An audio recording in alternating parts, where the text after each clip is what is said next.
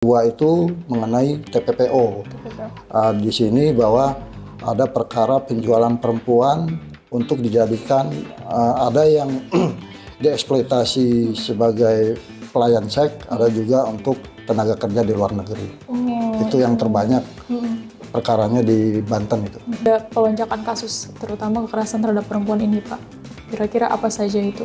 Iya, sebenarnya faktor utama terjadinya kekerasan terhadap perempuan, kalau menurut data yang ada itu dikarenakan tingkat pendidikannya yang rendah. Bahwa yang menurut kita menarik untuk disampaikan ke masyarakat. Ya terutama kayak misalnya tentang perlindungan perempuan dan anak ini. Kita udah sampaikan juga di Jaksa Menyapa, ada juga Jaksa Masuk Sekolah. Nah itu kita sampaikan penyuluhan-penyuluhan di situ untuk meningkatkan pemahaman masyarakat tentang hak-hak perempuan itu apa sih gitu. Sehingga apa yang selama ini terjadi bisa diminimalisir.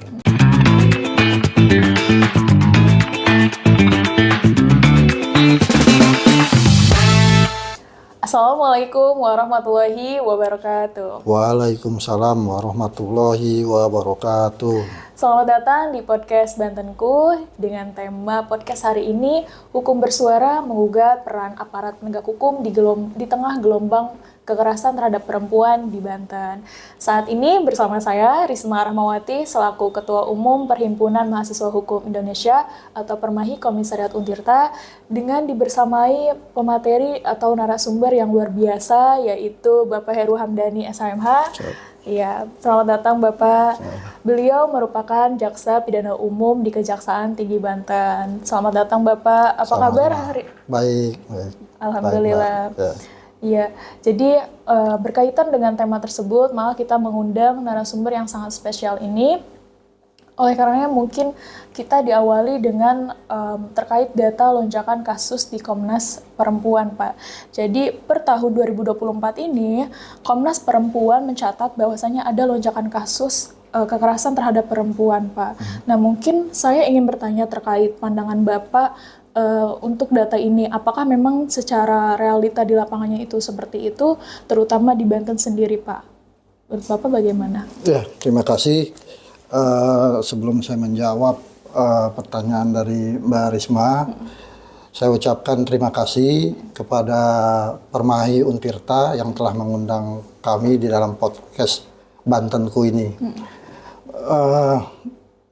Sesuai dengan pertanyaannya tadi, bagaimana lonjakan kasus terhadap perempuan dan anak ya? Kekerasan.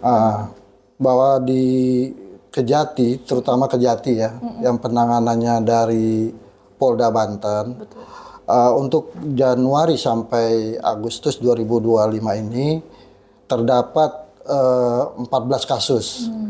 Nah itu terdiri dari TPPO, tindak terhadap kekerasan seksual, dan juga terhadap perlindungan anak dan perempuan. Nah, sedangkan untuk di Kota Serang sendiri, itu kasus yang sedang berjalan itu sejumlah 70 kasus. 70 kasus. Ya. Itu semuanya kekerasan terhadap perempuan, Pak? Iya, yang korbannya adalah perempuan. Ya. Nah, kalau boleh tahu, Pak, itu kekerasannya dalam bentuk apa saja? Yang paling banyak, terutama apakah dari seksual mungkin, atau kekerasan fisik dalam rumah tangga, atau bagaimana, Pak? Untuk saat ini, terutama di Kejati Banten, perkara yang terbanyak itu adalah masalah persetubuhan terhadap perempuan. Nah, itu mau anak-anak maupun dewasa. Nah, di situ ada 7 kasus. 7 kasus. Yang kedua itu mengenai TPPO. Di sini bahwa ada perkara penjualan perempuan untuk dijadikan ada yang dieksploitasi sebagai pelayan seks, ada juga untuk tenaga kerja di luar negeri. Itu yang terbanyak perkaranya di Banten itu. Apakah korban TPPO tadi itu ada dari kalangan anak di bawah umur, Pak? Perempuan yang di bawah umur? Kalau untuk perkara perlindungan anak, itu ada anak kandung usia 6 bulan itu perempuan. Perempuan. Iya. Usia 6 bulan, Pak. Sekarang persidangannya juga sedang berjalan. Itu ayah kandungnya mensetubui anaknya, gitu. Cukup miris sekali ya Pak ya melihat benar. banyaknya realita di lapangan. Ternyata kasus terhadap kekerasan terhadap perempuan ini sangat banyak sekali gitu. Nah kemudian saya juga ingin bertanya Pak, mungkin kalau dari Bapak sendiri saat ini kasus yang terbaru yang Bapak tangani itu apa ya Pak? Yaitu kasus untuk yang berhubungan dengan perlindungan perempuan. Ya tadi itu ada perkara orang tua yang mensetubui anaknya. Nah terus ada yang barusan juga kita sidangkan adalah penjualan perempuan tadi ke luar negeri. Itu Bang. Baik, terima kasih Bapak sebelumnya. Nah, mungkin dari beberapa kasus tadi itu ada faktor mungkin yang melatar belakangi hal tersebut. Nah, mungkin dari penyelidikan ataupun saat penuntutan itu, apakah ada fakta yang Bapak temukan soal latar belakang atau faktor yang mengaruhi bahwasanya ada pelonjakan kasus, terutama kekerasan terhadap perempuan ini, Pak? Kira-kira apa saja itu? Iya. Sebenarnya faktor utama terjadinya kekerasan terhadap perempuan, kalau menurut data yang ada itu dikarenakan tingkat pendidikannya yang rendah. Nah, terus yang keduanya itu juga tingkat ekonomi yang rendah, sehingga ketika terjadi iming-iming, dijanjikan sesuatu materi, ya contohnya untuk perkara TPPO ya, terhadap perempuan itu, sehingga dia tertarik untuk menjadi pekerja di luar negeri atau dieksploitasi seksnya gitu. Itu yang menjadi faktor utamanya. Gitu. Ya. Baik, berkaitan dengan hal-hal tersebut Pak, apakah dari Kejaksaan Tinggi khususnya itu ada program misalnya untuk mengurangi pelonjakan kasus ini Pak? Atau misalnya contohnya ada sosialisasi ataupun ada terjun ke masyarakat, apakah rutin mengadakan program seperti itu Pak untuk mengurangi faktor-faktor yang mengaruhi pelonjakan kasus tadi? Ya,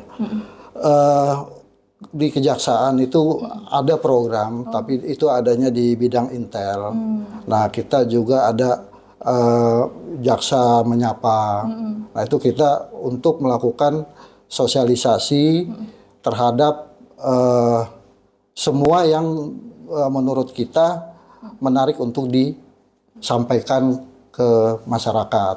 Ya terutama kayak misalnya tentang perlindungan perempuan dan anak ini. Kita udah sampaikan juga di Jaksa Menyapa. Ada juga Jaksa Masuk Sekolah. Nah itu kita sampaikan penyuluhan-penyuluhan di situ. Baik.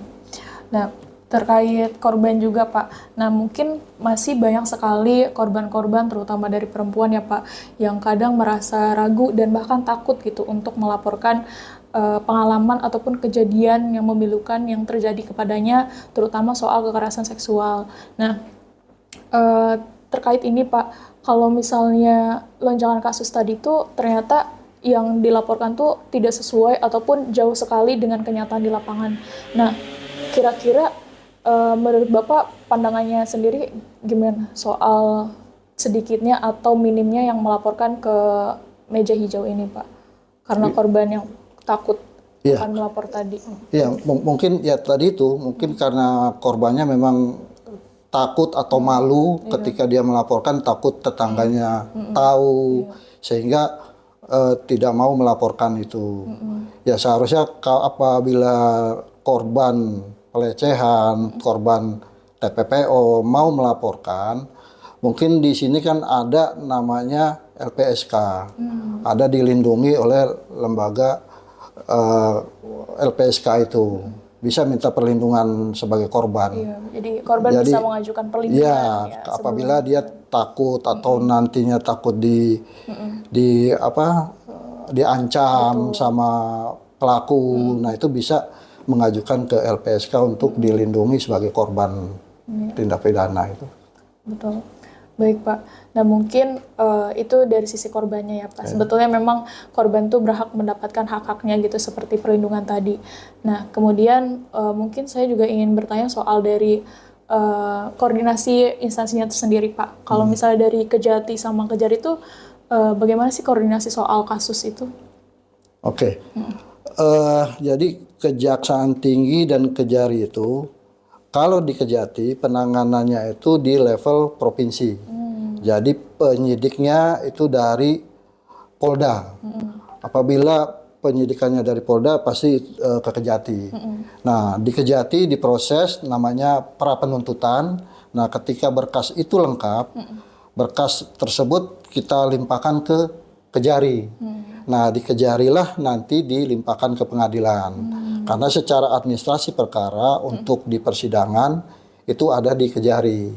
Nah, makanya setelah di pratutnya di Kejati dianggap lengkap, kita serahkan tersangka dan barang bukti namanya tahap 2 kalau istilah yang umumnya. Nah, itu diserahkan ke Kejari, nanti Kejari melimpahkan perkaranya ke pengadilan. Itu kaitan Kejati sama Kejari. Baik. Nah, dari segi faktor, terus korban yang merasa takut untuk melapor, menurut Bapak sendiri, apakah hukum kita tuh sebenarnya sudah memayungi gitu, terutama soal korban kekerasan perempuan gitu Pak. Mungkin soal penegakan hukumnya sendiri harusnya seperti apa tuh Pak? Ya, sebenarnya untuk perlindungan terhadap perempuan ini berdasarkan Undang-Undang 39 tahun 99 tentang hak asasi manusia sebenarnya sudah diatur untuk dilindungi. Nah, cuman kan permasalahannya yang tadi itu, kadang-kadang si korban sendiri yang merasa dia malu, tidak mau berkorban. Dan ada satu kasus, misalnya sebenarnya di perkara TPPO, kekerasan seksual maupun perlindungan anak, itu ada namanya restitusi. Nah, jadi korban itu bisa meminta ganti rugi. Nah, cuman kadang-kadang ada korban yang tidak mau. Kenapa tuh Pak? Dibantu untuk mengganti rugi tadi itu restitusi tadi. Nah, ya tadi itu karena mungkin dia pengen perkara ini cepat selesai aja lah gitu loh. Karena dengan dilakukan ganti rugi restitusi itu kan harus dilakukan penghitungan dulu. Yang dilakukan oleh LPSK tadi itu, lembaga LPSK menghitung kerugian-kerugian apa saja yang ditimbulkan oleh korban. Tapi kadang-kadang tadi itu korban tidak mau karena pengen cepat selesai itu. Iya, betul. Baik, terima kasih Pak. Terkait korban tadi ya, terutama mungkin soal kalau misalnya di kejaksaan itu ya Pak, kalau misalnya di Kejati, Bapak sendiri ini kadang melibatkan diri secara langsung kan ya Pak, maksudnya terjun ke lapangan dan akhirnya menemukan berbagai macam kasus gitu Pak. Nah, dalam kasus tersebut itu antara pelaku dan korban itu kadang mengutamakan atau mengajukan terkait upaya mediasi tadi gitu Pak, upaya damai. Nah, sebenarnya upaya damai ini memang masih sering dilakukan gitu ya Pak. Maksudnya kan itu jatuhnya kan kasus korban kekerasan seksual gitu. Apakah menurut Bapak ini tepat jika diselesaikan dengan upaya damai gitu? Ya, di kami sebenarnya ada lembaga namanya RJ, Restoratif Justice. Nah, cuman itu ada syarat-syaratnya. Kalau misalnya ancaman hukumannya di bawah 5 tahun, kerugiannya tidak lebih dari 2,5 juta. Nah, untuk perlindungan anak ini atau perempuan, itu ancamannya di atas 5 tahun semua itu. TPPO juga di atas 5 tahun. Sehingga jalur untuk mediasi sebenarnya tertutup itu. Makanya sebenarnya di Undang-Undang Perlindungan Anak, TPPO, itu ancamannya sangat tinggi. Sehingga untuk memediasikan, peluang untuk mediasi segala macam itu tidak ada lah. Tidak ada ya? Iya, tidak ada peluang untuk memediasikan gitu. Kecuali ya tadi itu yang saya sampaikan bahwa RJ itu apabila kerugiannya dia bawah 2,5 juta, ancaman hukumannya di bawah 5 tahun. Itu. Betul. Baik Pak.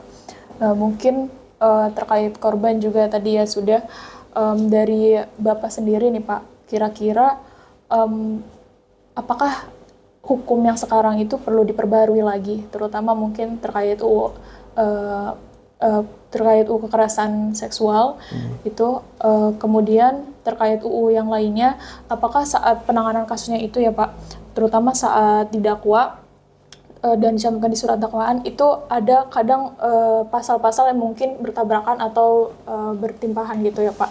Nah mungkin dalam memutuskan hal tersebut Bapak kira-kira memutuskan memakai undang-undang yang seperti apa dan apa faktor yang mempengaruhi untuk akhirnya mencantumkan pasal dalam undang-undang tersebut gitu. Karena memang kadang undang-undang yang di sini mengatur seperti kasusnya gitu dan undang-undang yang sini ternyata ada kaitannya juga sehingga kadang sebenarnya undang-undang yang mana yang harus kita pakai gitu. Mungkin bisa dikasih contoh sesuai dengan kasus yang pernah Bapak tangani gitu. Ya, makasih.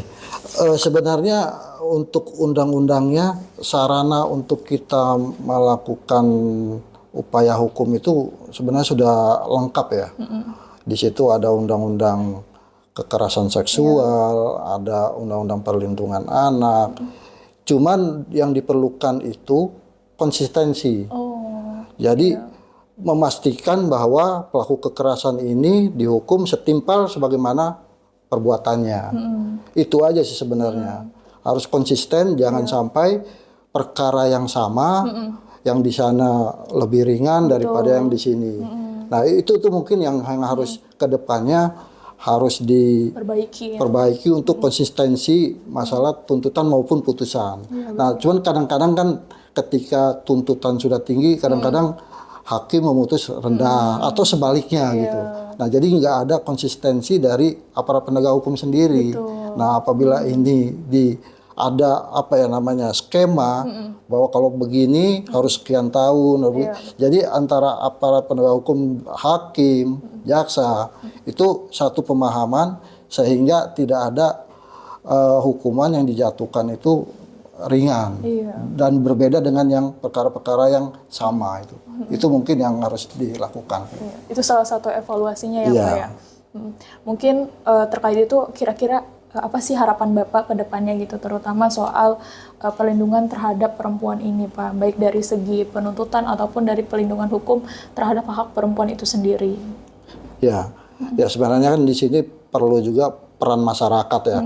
Peran masyarakat itu mungkin sangat diperlukan untuk meningkatkan pemahaman masyarakat tentang hak-hak perempuan itu apa sih gitu. Sehingga apa yang selama ini terjadi bisa diminimalisir. Nah itu mungkin peranan dari masyarakat. Nah terus tadi itu bagi aparat penegak hukum ya harus konsisten. Jangan sampai ada tadi itu diskriminasi antara perkara satu sama perkara lainnya. Nah itu harus sama gitu loh. Kadang-kadang kan di daerah Banten itu beda sama daerah lain.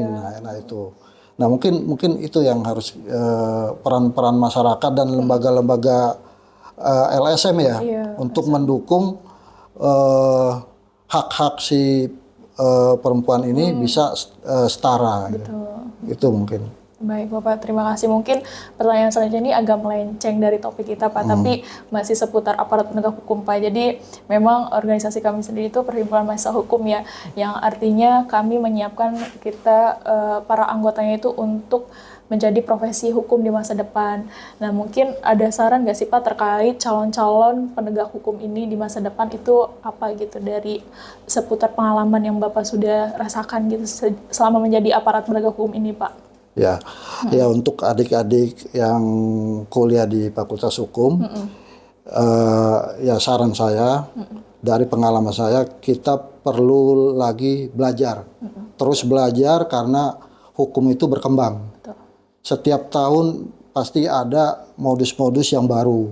Nah apalagi nanti tahun depan nih kita akan melaksanakan undang-undang KUHP yang baru.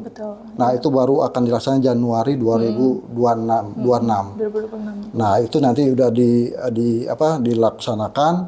Nah, itu kan banyak yang baru tuh yang harus kita pelajari juga. Nah, makanya untuk adik-adik di Fakultas Hukum ini coba itu selalu dipelajarin dan perkembangan hukum ini harus selalu diikutin. Itu. Baik Pak, terima kasih.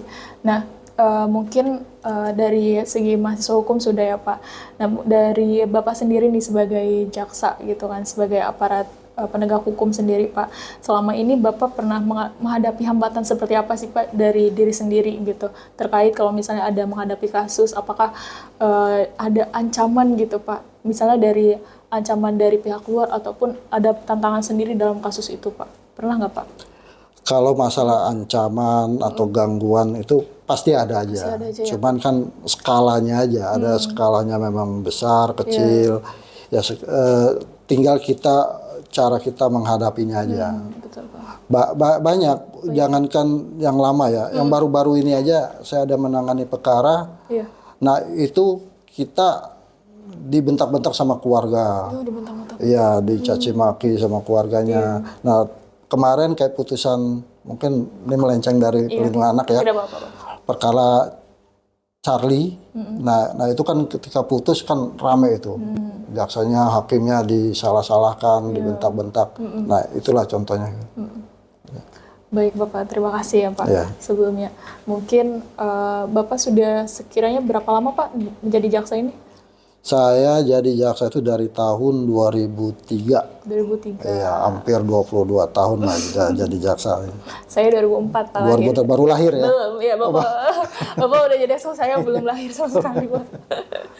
Dan memang tadi ya Pak, first impression saya kira saya ketemu Pak Yusril gitu ya Pak. Oh gitu ya? Iya, mirip Jadi sekali. mirip ya? Iya, mirip banget. Ini Mbak udah 1.000 orang yang ngomong itu. Udah sering ya Pak ya? Iya. Ya semoga karir Bapak juga sukses seperti Amin, beliau ya. amin. Ya mungkin begitu. Nah, mungkin ini penutup juga ya Pak. Kira-kira dari Bapak sendiri nih harapan kedepannya itu seperti apa Pak? Baik dari Bapak diri sendiri ataupun Bapak selaku jadi jaksa dan selaku perwakilan dari Kejati Banten itu. Harapan untuk apa nih? Harapannya Untuk penegakan hukum di masa depan. penegakan hukum. Ya harapan saya sebagai penegak hukum ya agar ya semua penegak hukum itu ya tadi itu harus konsisten. Iya. Jangan antara perkara yang satu yang sama dengan perkara yang lainnya itu berbeda. Nah kita harus konsisten dan pakailah hati nurani. Betul. Yang memang harus kita ringankan ya kita ringankan. Yang harus kita beratkan ya kita harus beratkan. Baik. Itu. Baik, terima kasih ya Pak. Ya. Nah mungkin sekian podcast Bantenku pada hari ini. Banyak sekali ilmu-ilmu yang kita dapat dan terima kasih sebelumnya juga kepada Pak Heru ya, sama-sama. kembaran Pak Yusril ya Pak. Terima kasih sudah menemani dan sudah memberikan ilmu pengetahuan yang sangat luas sekali ya Pak. Alhamdulillah semoga dengan pemaparan beliau ilmu kita bertambah dan banyak sekali pengetahuan yang bisa kita share satu sama lain. Mungkin dari saya selaku moderator cukup dan terima kasih juga kepada Pak Heru, terima kasih kepada para pihak yang sudah terlibat. Semoga kita dapat bertemu di podcast Bantenku selanjutnya. Wabillahi taufiq wal hidayah. Wassalamualaikum warahmatullahi wabarakatuh. Waalaikumsalam warahmatullahi wabarakatuh.